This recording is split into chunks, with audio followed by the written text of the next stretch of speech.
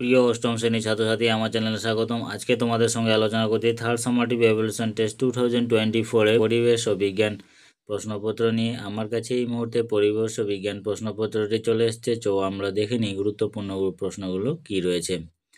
প্রথমে দেখো, প্রত্যেক গ্রুপের জন্য আলাদা আলাদা খাতা ব্যবহার করতে হবে এবং গ্রুপ এতে যেমন প্রথমে ফিজিক্যাল সায়েন্সে দিয়েছে 35 নম্বরের প্রশ্ন এখান থেকে দিয়েছে। 1 নম্বরে দেখো, সঠিক উত্তরটি নির্বাচন করো। 5টি তোমাদের এখান থেকে করতে হবে। 5টি দেওয়া আছে। বল পরিমাপের সূত্রটি লেখো। বল পরিমাপের সূত্রটি কি? অপশানগুলো দেখো। এতে ভর গুণিত বেগ, বিতে ভর গুণিত ত্বরণ, সিতে হচ্ছে ভর গুণিত সরণ, আর ডিতে হচ্ছে ভর গুণিত ত্বরণ। তো এই প্রশ্নের অ্যান্সার হবে অপশান বি, অর্থাৎ ভর গুণিত ত্বরণ। এরপর চলো নেক্সটে।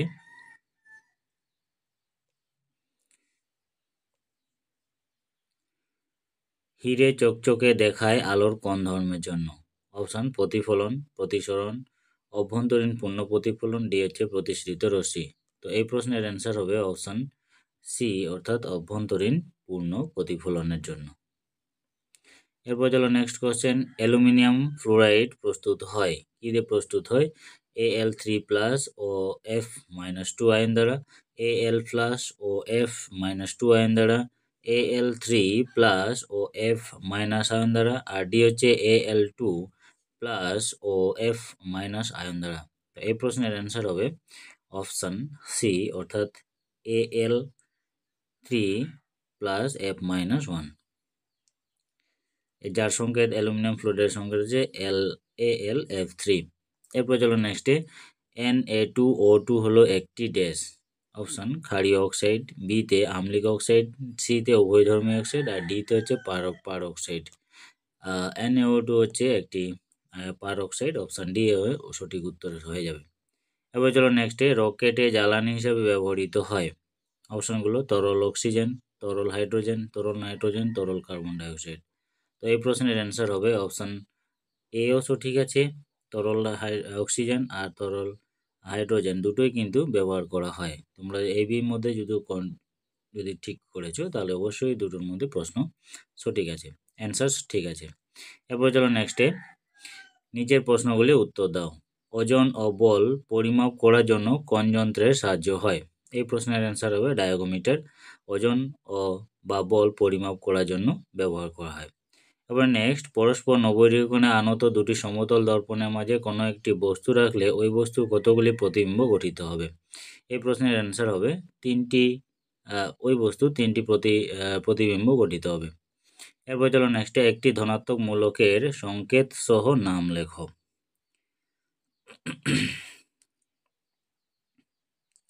এই প্রশ্নের অ্যান্সার হবে অ্যামোনিয়াম। অ্যামোনিয়াম একটি ধনাত্মক মূলক, এর সংকেত হচ্ছে NH3। এবার নেক্সট প্রশ্ন। জৈব গ্যাসের প্রধান উপাদান কি? জৈব গ্যাসের প্রধান উপাদান হচ্ছে কি? মিথেন। 5 নম্বর। ক্ষারীয় ড্যাশ দ্রবণ অক্সিজেনকে শোষণ করে বাদামি বর্ণ ধারণ করে। এই প্রশ্নের অ্যান্সার হবে ক্ষারীয় পটাশিয়াম পাইরোগ্যালেট দ্রবণ অক্সিজেনকে শোষণ করে বাদামি বর্ণ ধারণ করে। এরপরে 3-এ নিম্নলিখিত প্রশ্নগুলো যথাযথ উত্তর দাও। 5টি তোমাদের করতে হবে, 2 মার্কের প্রশ্নগুলো। 1 লিটার আয়তনের জলে ভর 1 কেজি, তাহলে জলের ঘনত্ব কত গ্রাম পার ঘনসেমি হবে? 2-এ বায়ুর সাপেক্ষে হীরকের সংকট কোণ 24.4 ডিগ্রি বলতে কি বোঝায়? 3 নম্বরে সংকেত লেখো। 1-এ জিঙ্ক সালফেট, বিতে ফসফিন, সিতে কিউপ্রিক নাইট্রেট, আর ডিতে হচ্ছে সোডিয়াম হাইড্রোক্সাইড। 4 নম্বরে দুটি বর্ণহীন গ্যাস এ ও বি পরস্পরের সঙ্গে বিক্রিয়া বাদামি বর্ণের গ্যাস সি উৎপন্ন করে। এ বি এবং সি গ্যাসকে শনাক্তকরণ করো। অথবা উত্তপ্ত কালো কিউপ্রিক অক্সাইডের উপর দিয়ে H2 গ্যাস চালনা করলে কি ঘটবে তার রাসায়নিক সমীকরণ সহ লেখো। 5 নম্বরের প্রশ্ন। কি সিতে কার্বন ডাই অক্সাইড ও অ্যামোনিয়া পরস্পর রাসায়নিক বিক্রিয়া করে ইউরিয়া উৎপন্ন করে? বিক্রিয়ার সমীকরণ দাও।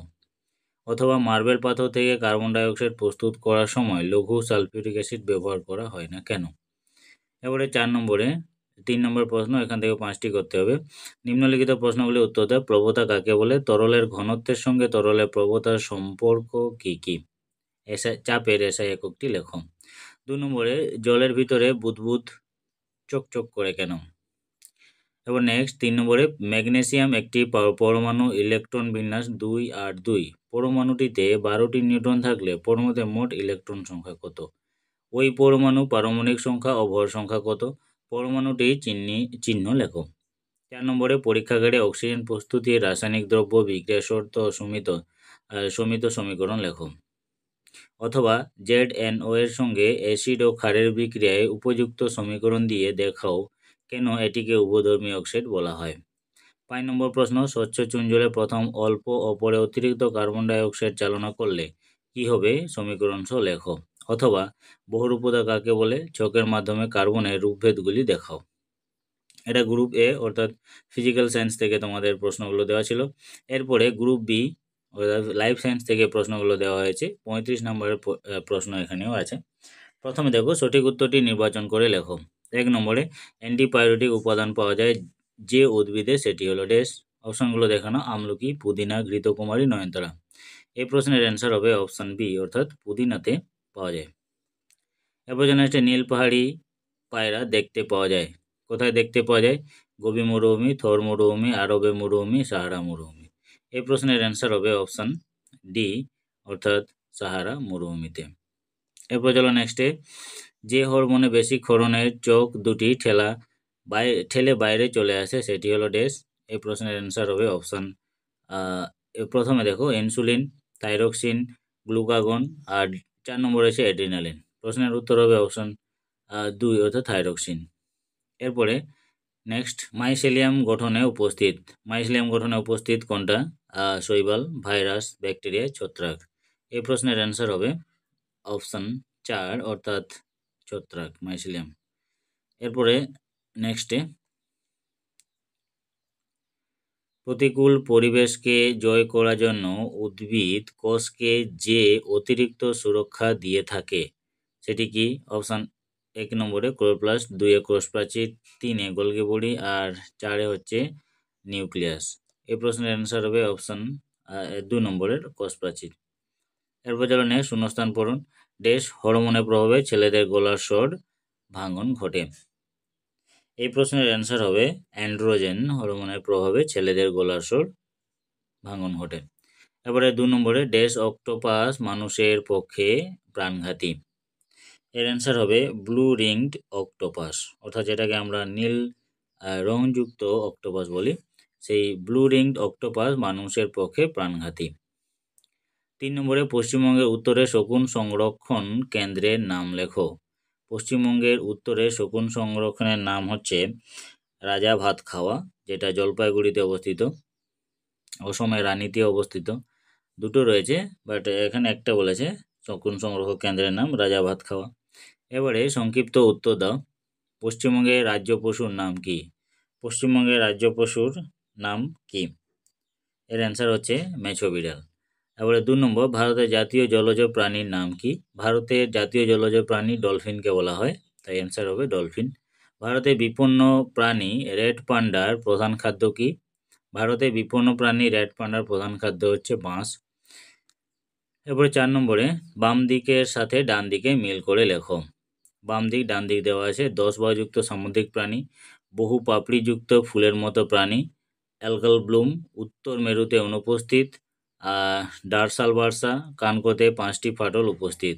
ডান দিকে গঙ্গার শোষক, ডিনো ফ্লাডোলেট, 3 পেঙ্গুইন, 4 স্কুইড, 5 সাগর কুসুম, 6 হাঙ্গর।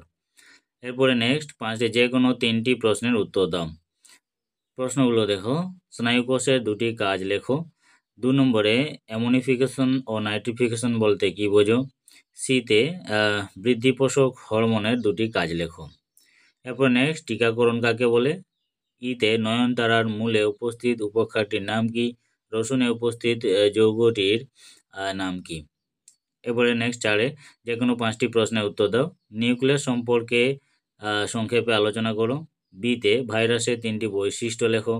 সিতে রেড ডাটা বুক কি? ইনসিটু ও এক্সিটু সংরক্ষণ বলতে কি বোঝো? ডিতে মরুভূমির 2টি উদ্ভিদের নাম লেখো। এস্টিভেশন কি? থর মরুভূমির সবচেয়ে বড় পাখির নাম কি? ইতে আমলকি 3টি ব্যবহার লেখো। এফে 3টি অণুজীবের উল্লেখ করো। এবং তারা কোন কোন খাদ্যের প্রক্রিয়াকরণে সাহায্য করে।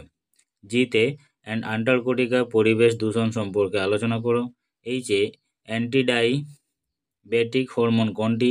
এই হরমোনের দুটি কাজ লেখো। তো ফ্রেন্ডস, এই ছিল আজকে প্রশ্ন তোমাদের পরিবেশ ও বিজ্ঞান থেকে। তোমরা এই প্রশ্নটা ভালো করে পড়ে যাবে, দেখে যাবে, প্রিপারেশন করবে, দেখবে এখান থেকে কতগুলো প্রশ্ন তোমাদের কমন পেয়ে যাবে। আজকের মতো এইটুকু, আবার দেখা হবে নেক্সট ভিডিওতে। ধন্যবাদ। আমার চ্যানেল যদি কোনো বন্ধু নতুন এসে থাকো তাহলে অবশ্যই চ্যানেলটাকে সাবস্ক্রাইব করবে, ডেসক্রিপশনে দেওয়া বেল আইকনটি প্রেস করবে। ভিডিওটি যদি ভালো লাগে তাহলে অবশ্যই লাইক কমেন্ট করবে।